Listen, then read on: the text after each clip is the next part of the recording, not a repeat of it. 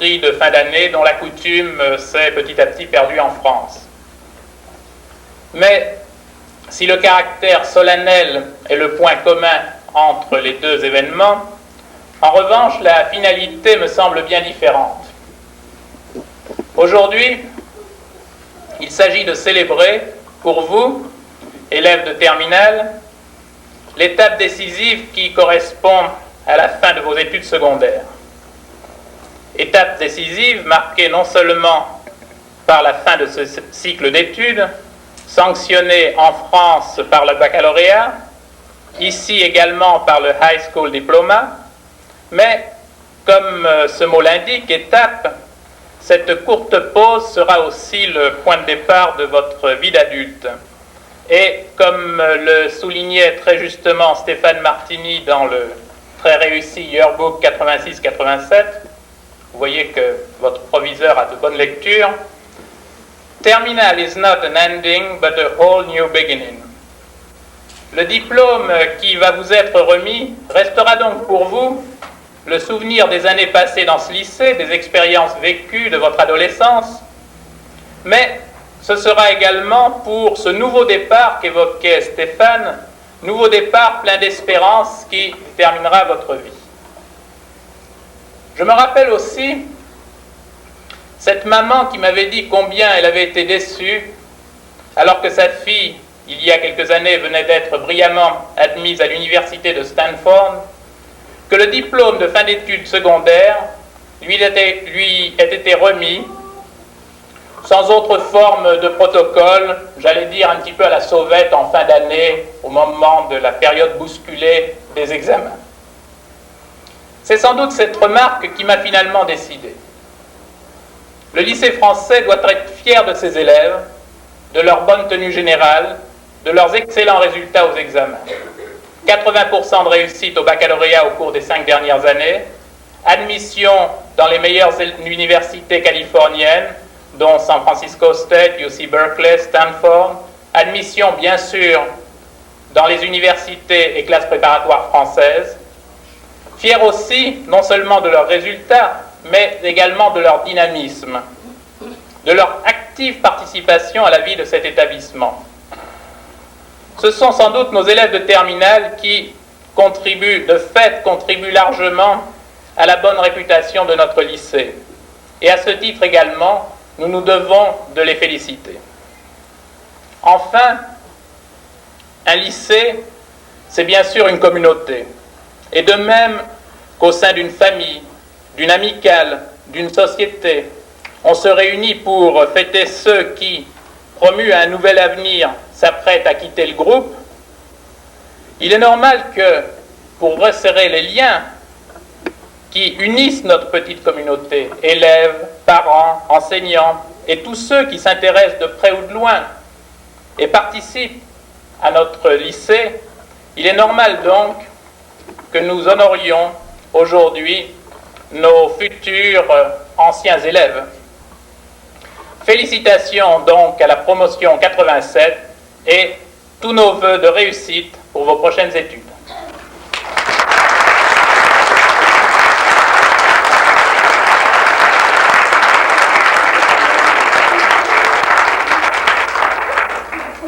Monsieur Tilly. Bien. Monsieur Hulot nous a signalé tout à l'heure que notre consul général ne pouvait être parmi nous, mais je crois qu'il y est de tout cœur, puisque son épouse est présente ici. Qu'elle soit saluée et remerciée de sa présence. Je souhaiterais seulement m'adresser brièvement à ces élèves, plutôt à ces étudiants, qui aujourd'hui sont à l'honneur et qui reçoivent la reconnaissance publique de leur travail. Je voudrais essayer de leur rappeler ce qui, à mon avis, est peut-être l'un des sens les plus élevés des efforts qu'ils ont consentis. Mes amis, chacun d'entre vous, français ou non, vivez en dehors de notre pays. Et pourtant, vous avez fait vos études en langue française, suivant les programmes du ministère de l'Éducation nationale. Ce faisant, vous avez affirmé votre appartenance à une grande famille, à une famille de près de 400 millions de personnes, une famille que l'on appelle la francophonie. En fait, géographiquement parlant, c'est environ un quart de la planète qui a pour langue officielle de communication ou de travail le français. Ceci constitue un premier ensemble, le premier ensemble de la francophonie, auquel participent nos compatriotes vivant hors de France, et le rôle qu'ils y jouent est bien sûr tout à fait irremplaçable. Il y a un second ensemble de la francophonie, c'est celui où des centaines de millions d'élèves et d'étudiants dans le monde entier ont choisi d'apprendre notre langue dans les écoles, dans les universités, quelquefois dans les alliances françaises de leur pays. Au total, certains n'ont pas hésité à estimer à près d'1 milliard le nombre des individus qui sur la Terre parlent, ont appris ou apprennent le français. Vous réalisez vraiment qu'il s'agit d'une diaspora linguistique fantastique, surtout quand on pense que tout est venu d'un noyau hexagonal de quelques dizaines de millions de personnes. La langue française, vecteur de notre civilisation, de notre culture et de quelques autres, occupe une position unique dans le monde d'aujourd'hui, où elle est, après l'anglais, la première langue internationale. Nous ne pouvons que nous en réjouir, et avec nous, je crois, l'humanité tout entière. Que deviendrait en effet un monde où, mis à part quelques idiomes régionaux plus ou moins voués à l'étiolement, une seule langue, et par là une seule orientation culturelle, exercerait une hégémonie sans partage sur la communication entre les peuples. Ce monde-là serait en danger, car il risquerait fort de perdre une de ses plus grandes richesses, la diversité. Cette diversité qui est peut-être en fin de compte son âme. La langue française, ce merveilleux véhicule multiculturel, fait de nuances et de précision, est le meilleur rempart dont dispose l'humanité à l'heure actuelle contre ce péril formidable. Derrière lui, derrière cette fortification, s'abritent maintes sensibilités humaines sur tous les continents de la planète. Et le français, tout en demeurant l'idiome privilégié des arts, de la littérature et en grande partie des relations internationales, est également, et de plus en plus, quoi qu'on en dise, l'autre langue de la science et de la technologie. C'est Molière et Léopold Sédar Senghor, c'est Pasteur et Jacques Monod, c'est Louis XIV et Henri Dunant, c'est Gavroche et Maria Chapdelaine, c'est la liberté et la déclaration des droits de l'homme et du citoyen. Le français et les cultures qu'il exprime comptent parmi les fleurons de l'humanité. La terre où nous vivons a sans doute, a peut-être autant besoin de notre langue et de nos cultures que de ses plus précieuses réserves d'eau douce et d'oxygène. Voilà, mes amis, ce qui, à mon avis, donne vraiment du sens à vos efforts. Ce pourquoi, en fin de compte, vous êtes à l'honneur aujourd'hui. Vos succès sont ceux de notre pays. Chacune de vos réussites est une petite, mais peut-être irremplaçable victoire pour l'humanité. C'est pourquoi, aux élèves et étudiants du lycée français de San Francisco, à leurs parents, à leurs enseignants, qui sont des témoins et des apôtres de cette cause, dans ce merveilleux contexte nord-américain où chacun peut, en toute liberté, s'enrichir de la diversité de l'autre, je me dois, et il m'est agréable, de dire bravo et merci.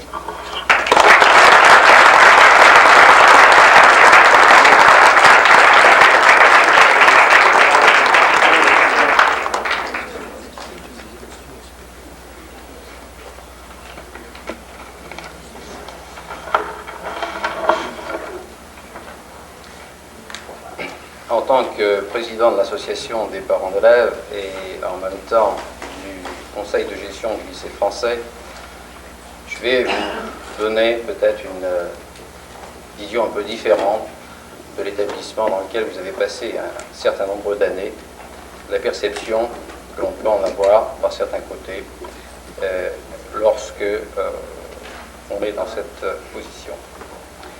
Je pense que le lycée français, bien sûr, c'est un lycée comme tous les autres, mais c'est aussi une entreprise française à l'étranger. Il s'agit cependant d'une entreprise de type particulier qui grandit en s'adaptant à ses marchés, mais sans jamais perdre de vue ses objectifs. C'est une entreprise de type particulier et c'est une joint venture dont les produits que vous êtes constitueront la société de demain.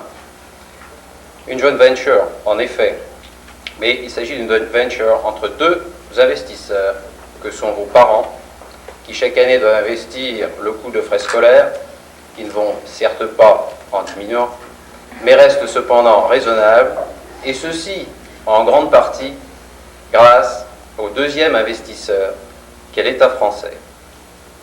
Cet investisseur apporte sa contribution sous la forme de bourse, de subventions de fonctionnement et d'investissement, et aussi, bien sûr, de quelques enseignants dont il prend en charge les rémunérations. Enfin, et ce n'est pas sa moindre contribution, il nous donne un proviseur.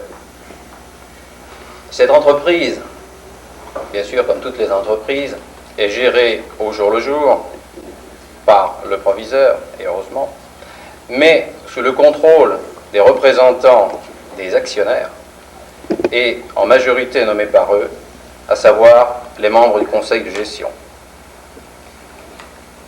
Les produits que vous êtes, et qui seront affinés par les universités et les grandes écoles françaises, mais aussi par les universités américaines pour certains d'entre vous, et ou le monde du travail.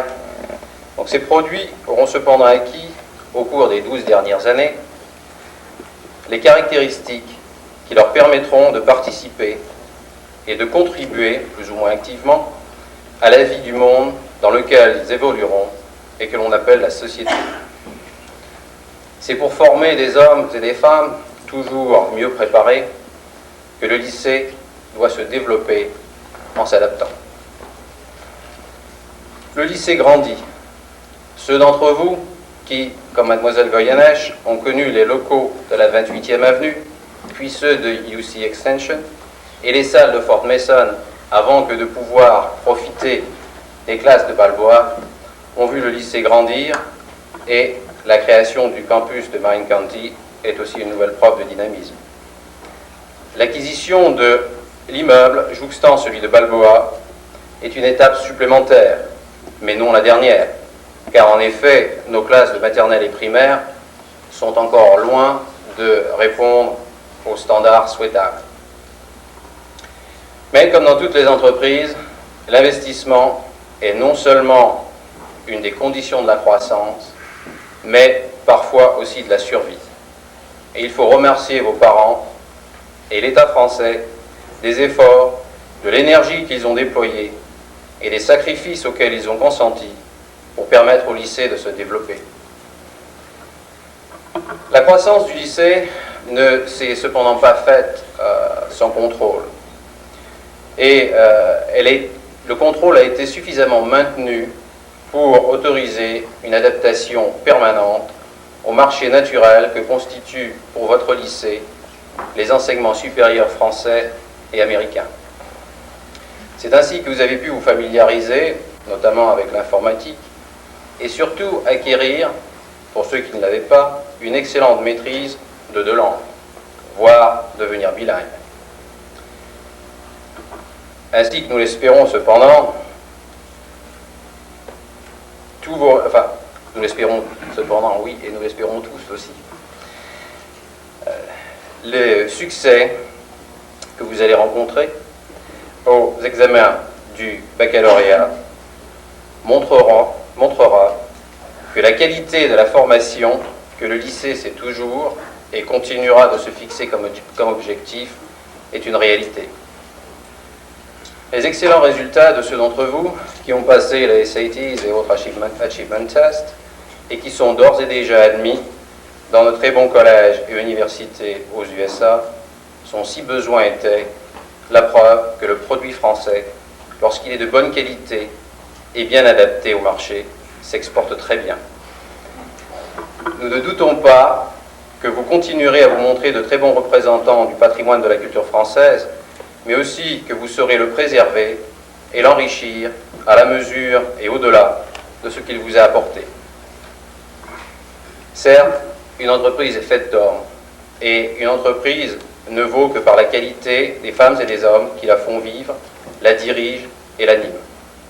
Je voudrais donc remercier en votre nom vos parents, vos enseignants et toute l'équipe administrative qui, je crois, vous ont démontré tout au long de ces années qu'il n'est de richesse que d'hommes.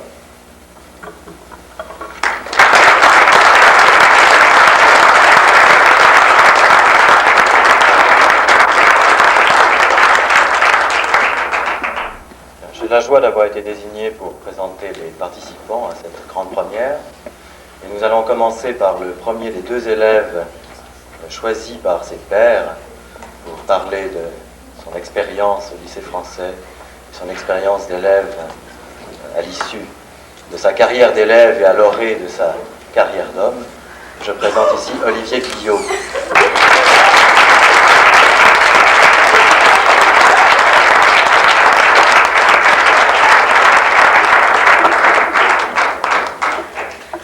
Bonjour. C'est un honneur pour moi de pouvoir présenter avec Charlotte la classe de terminale. Nous sommes fiers d'inaugurer cette première cérémonie de fin d'études organisée par le comité graduation. Notre lycée se différencie des autres par de nombreux aspects. En effet, on ne trouve pas dans tous les lycées un sauceur qui joue de la batterie ou un proviseur fanat de voile. J'ai lu dans le yearbook l'histoire du lycée français, qui a commencé par une classe de primaire dans une petite église russe et qui est devenu aujourd'hui un établissement conséquent. Le lycée français représente un point de rencontre pour la communauté française qui a une importance certaine. Le fait d'être peu nombreux permet de retrouver constamment un esprit de grande famille. Il y a d'excellentes relations entre les professeurs et les élèves. Alors que dans certains lycées, l'esprit de compétition règne. Le lycée français a cette particularité de faciliter une relation sympathique entre les individus. Nous avons de plus la chance d'être dans un site exceptionnel, la ville de San Francisco avec des magnifiques parcs, des ponts, le tout rendant la vie bien plus agréable. Le lycée nous offre des opportunités que l'on ne trouve nulle part ailleurs et facilite une intégration future. Le fait de pouvoir posséder plusieurs langues est un atout majeur qui facilitera certainement nos contacts avec la vie extérieure. De plus, San Francisco étant une ville cosmopolite, cela nous permet de connaître plusieurs styles de vie qui nous avantagent culturellement. La classe de terminale marque la fin de l'enseignement, alors que certains retournent en France, d'autres continueront à faire leurs études ici et ont choisi de s'intégrer dans le système américain. Mais le lycée étant petit, nous garderons certainement contact avec nos camarades. We all left our heart in San Francisco. Merci.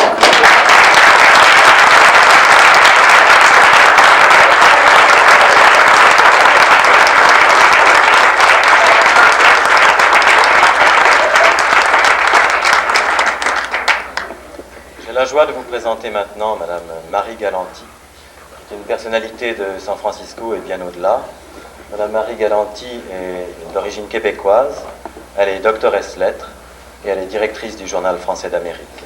Madame Marie Galanti.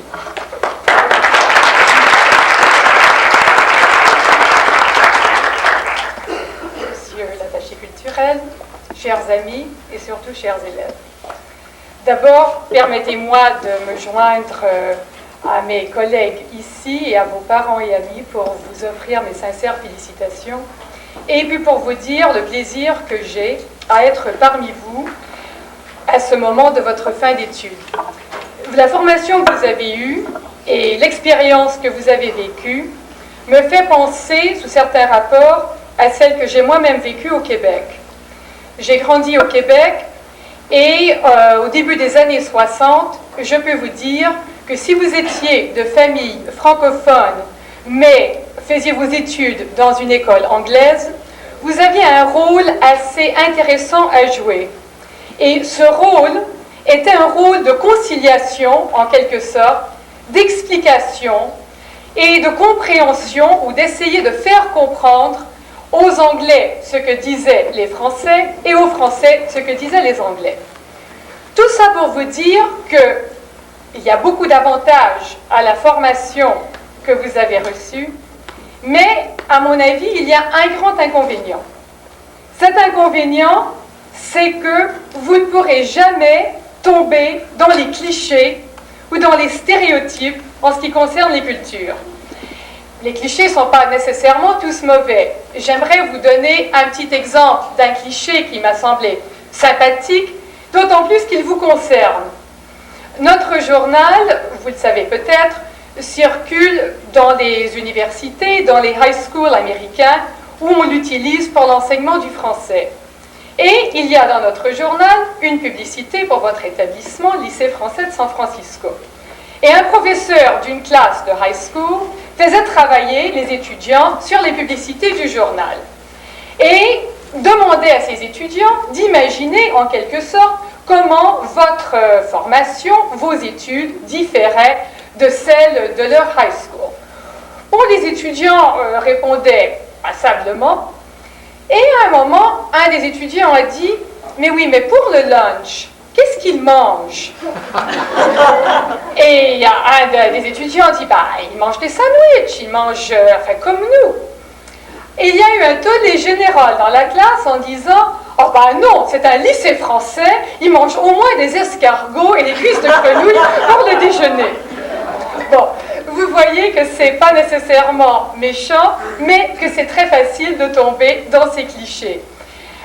Moins sympathique était que cette même classe, ou ce même groupe d'étudiants, qui avait lu un article dans notre journal sur le Minitel en France, refusait de croire que ça existait parce qu'on n'en avait pas aux États-Unis. Alors vous êtes dans une situation où vous aurez, jusqu'à la fin de vos jours, à concilier ces stéréotypes, à expliquer l'image d'un pays, d'un peuple à un autre. Ceci n'est pas nécessairement un problème quand les choses vont bien entre les pays. Mais vous savez, la formation que moi j'ai eue d'essayer de concilier français, canadien français et canadien anglais m'a été très utile quand le sort a voulu que je prenne la direction du journal et où je me trouvais de nouveau à cheval entre deux cultures, cette fois-ci la culture française, la culture américaine. Quand les choses vont bien, comme je dis, il n'y a pas de problème. Cette année, tous les Américains vont en France. L'année dernière, vous vous rappelez que toute l'Amérique a boudé la France. Et ces hauts et ces bas dans les relations remontent à des siècles. Je lisais récemment, ce qui m'a semblé assez amusant, qu'au moment de la Révolution américaine, à laquelle la France, comme vous le savez, a contribué aussi bien en argent qu'en armement qu'en hommes, eh bien, il y avait un mouvement, à ce moment, pour que le français devienne la langue officielle des États-Unis. C'est un mouvement qui a été lancé par un Français, j'ajouterais. Mais l'idée était pas mauvaise. L'idée était que puisque le tyran était donc l'Angleterre, pourquoi ne pas rejeter la langue du tyran et adopter la langue de l'allié généreux, c'est-à-dire la France? Eh bien, cet exemple vous situe que c'était une période particulièrement amicale entre les deux pays. Il y a eu d'autres moments qui l'étaient moins. Pendant la période napoléonienne, tout ce qui était mode française a été complètement mise de côté aux États-Unis. Parce qu'on disait que la France était le pays de l'athéisme et de l'anarchisme. De l'anarchie, pardon. Et donc, quelques années plus tard, on en revenait à une autre mode. De nouveau, la France avait la cote. Et c'est à ce moment que des mots très importants sont entrés dans le vocabulaire américain. Les mots mayonnaise, omelette, bouillon, purée, consommé et ce genre de choses. Tout ceci qu'on trouve encore sur les menus aux États-Unis, même dans des coins perdus où on n'a jamais entendu parler un mot de français. J'utilise ces exemples très superficiellement et très rapidement. Vous savez aussi bien que moi que du côté français, il y a eu aussi des vagues d'anti-américanisme et des vagues de pro-américanisme. Ce sont des modes qui viennent et qui passent. Quand Franklin est allé en France demander de l'argent et des renforts pour la Révolution américaine, les Français l'ont trouvé très très sympathique. Ils trouvaient qu'il était habillé simplement, qu'il s'exprimait simplement. C'était donc un honnête homme. Et ça a déclenché, là aussi, une vague pro-américaine en France. Et on retrouve un exemple semblable, il y a une vingtaine d'années, même pas, un gouverneur de Louisiane est allé en France, et parce qu'il a eu la témérité, en quelque sorte, de tutoyer le président de la République, il allait même plus loin. Il a dit au président Pompidou, « Toi, la France, si tu nous donnes de l'argent, on parlera français en Louisiane. » Et les Français n'en revenaient pas qu'on parle de ce ton au président de la République, et ils ont voté des crédits très importants pour l'enseignement du français en Louisiane. Donc, vous voyez que ces choses vont et viennent, et c'est très bien. Mais vous savez aussi que pour la majorité des gens, que ce soit du côté français ou du côté américain, l'opinion qu'ils ont de l'autre pays vient de la mode, vient du stéréotype, vient du cliché. Votre situation a fait que vous serez les conciliateurs, vous aurez à expliquer que tous les Français ne sont pas nécessairement arrogants et impertinents, que tous les Américains ne sont pas vulgaires et ne pensent pas qu'à l'argent, toutes ces choses qui reviennent quand les choses vont moins bien entre les pays. J'ai dit que c'était un inconvénient, c'est une légère exagération, c'est aussi quelque chose de très intéressant. Vous savez, dans la presse, depuis quelques années, on utilise beaucoup une expression qui me semble intéressante. On décrit notre univers, on en parle comme d'un village global. Je crois que tout village est global, mais enfin c'est devenu l'expression à la mode. Eh bien, dans ce village global, moi personnellement, j'ai plaisir à imaginer les maisons des différents pays, ces façades que ces maisons présentent au monde. j'ai plaisir, et je vous demanderai de l'imaginer avec moi, comment la maison France, la maison du pays France apparaît dans ce village, ou comment la maison du pays États-Unis apparaît. Et ce serait peut-être, monsieur le proviseur, une bonne question d'examen, mais vous ne serez pas soumis à cette épreuve, vous avez beaucoup de chance.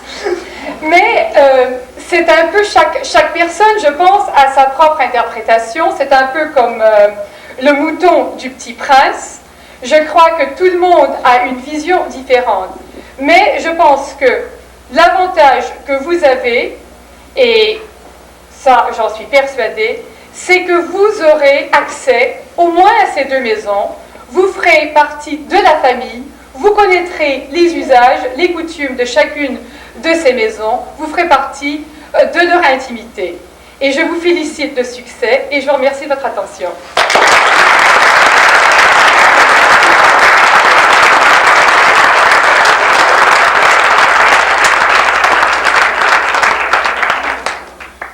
Monsieur l'attaché culturel va maintenant attribuer des mentions spéciales à nos élèves les plus méritants.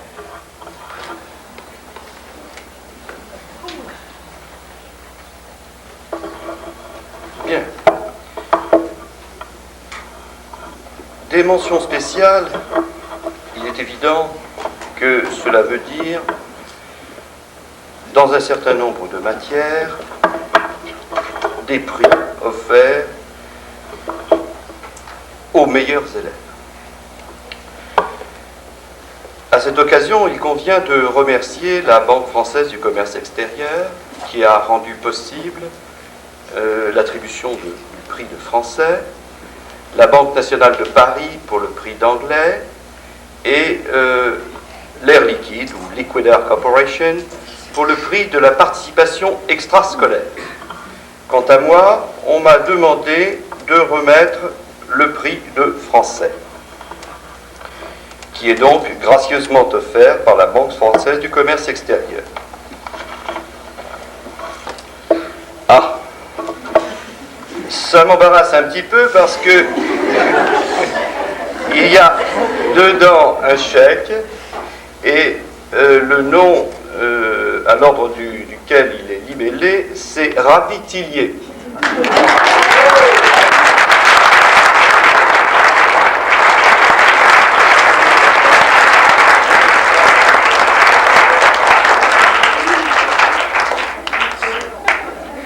Bien, je crois que pour la suite de l'attribution des prix, il est demandé à Madame Chantal Destruper, qui est professeure de philosophie, professeure principale, de venir attribuer le prix d'anglais.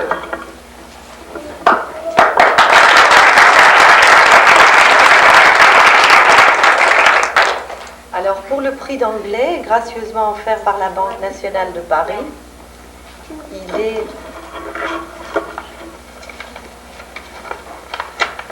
décerné à Mademoiselle Sonia Kenyan.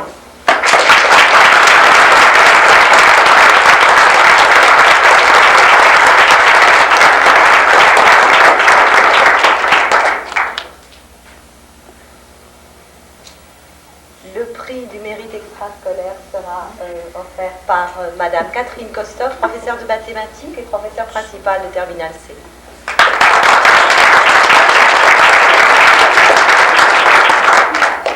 Alors, le prix de participation extrascolaire, gracieusement offert par Liquid Air Corporation, est remis en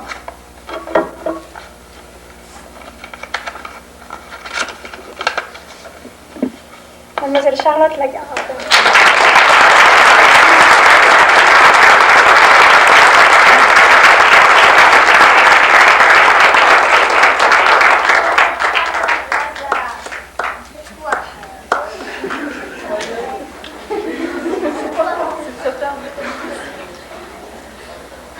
Bien, nous allons passer maintenant à la distribution des diplômes proprement dit.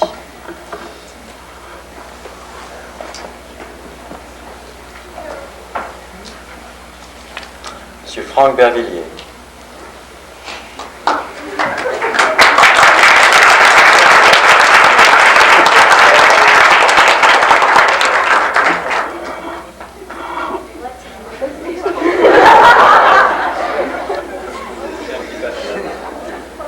Robert Bonnard.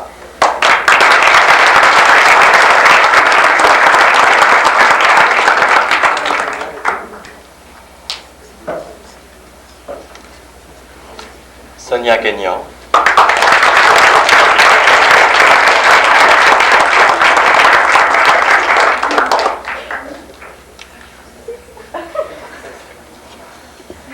Marie-Noëlle Courcou.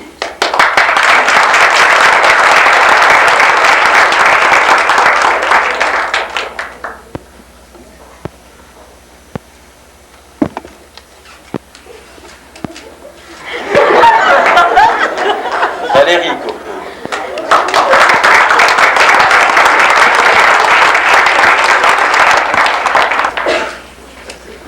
Siegfried Roche.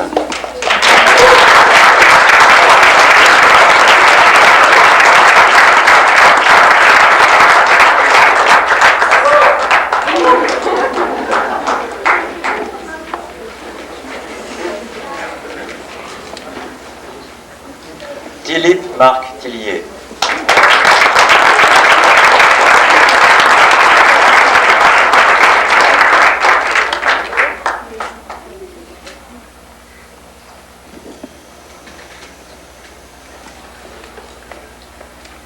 Et enfin, Ravi François Tillier.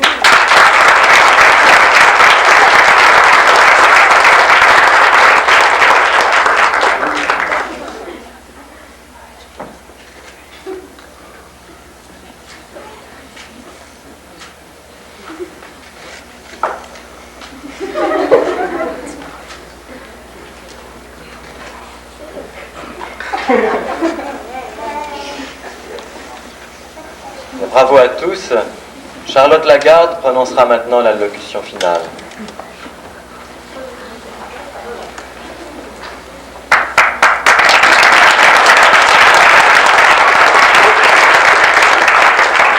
Bonjour. Bon ça y est, nous sommes diplômés. Premier fin de parcours à 16, 17, 18, 19, 20, 21 ans. Les voilà ces sacrés diplômes, et quel soulagement. Mais qu'est-ce qu'un diplôme de fin d'études peut bien représenter à l'heure actuelle? Ce magnifique livret n'est-il pas qu'un simple symbole? Le diplôme donne à la société un fantôme de garantie et, aux diplômés, un fantôme de droit. Cette citation de Paul Valéry, objet du résumé discussion au baccalauréat, doit être toute fraîche dans la mémoire des élèves de première et de leurs parents. Soyons plus simples. Ces années sont avant tout 12 ans de rire. Merci à Franck de rappeler dans le yearbook qu'une journée sans rire est une journée de perdu. 15 ans de rêve, de passion. Emmanuel, les folies sont les seules choses qu'on ne regrette jamais. 15 ans aussi de travail et d'effort un peu. Enfin, ces années sont les bases pour plus tard. Ce qui nous semblait parfois comme un lavage de cerveau nous apparaît maintenant comme un sacré bagage pour notre avenir. Remercions nos parents et professeurs de nous avoir si longuement et si gentiment supportés and supported, dans les deux sens du mot, par l'aide constante qu'ils nous ont apportée, les petits soins, les encouragements, malgré nos humeurs changeantes, surtout ces dernières semaines où nous n'étions plus très supportables. Certains refusaient de manger, pas le temps, on travaille, apportez-moi donc un casse-croûte dans ma chambre. D'autres campaient devant le frigo, essayant ainsi de calmer l'angoisse. Cette aide personnelle que nous avons trouvée dans nos familles et dans le cadre du lycée fut bien précieuse, et nous vous en remercions. Mais revenons-en au diplôme de fin d'études à la terminale. Nous fêtons aujourd'hui la fin de nos études scolaires.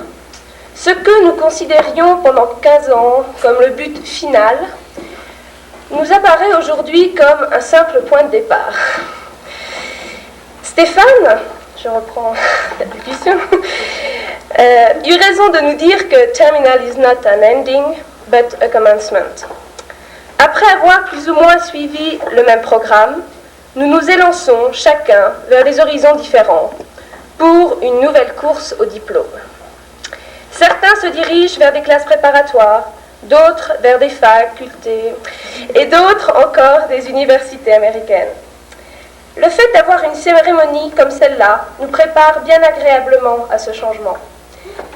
Toute la classe se joint à moi pour remercier encore tous les parents et tous les professeurs qui ont mis en œuvre cette cérémonie. Nous sommes très heureux et très honorés d'inaugurer cette célébration qui, j'espère, deviendra une tradition au lycée. Je vous remercie.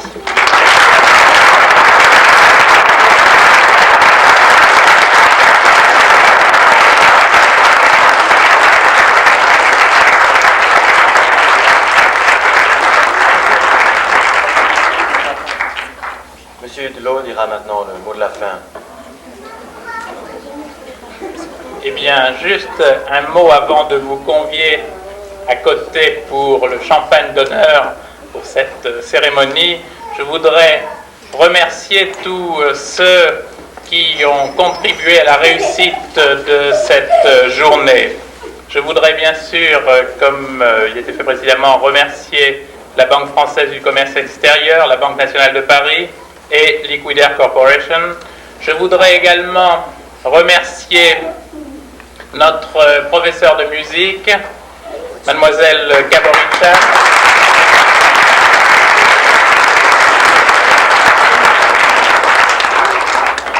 Je voudrais aussi remercier pour l'organisation de ce buffet Madame Goyeneche.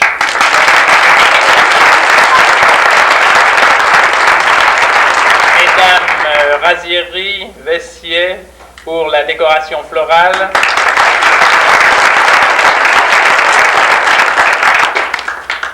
Bien sûr, la commission de la cérémonie de fin d'études, sans laquelle cette cérémonie n'aurait pas pu connaître son éclat, Madame Bervilliers, Madame Couty, Madame Loring, Madame Cohen, Madame Lagarde, Madame Rothstein,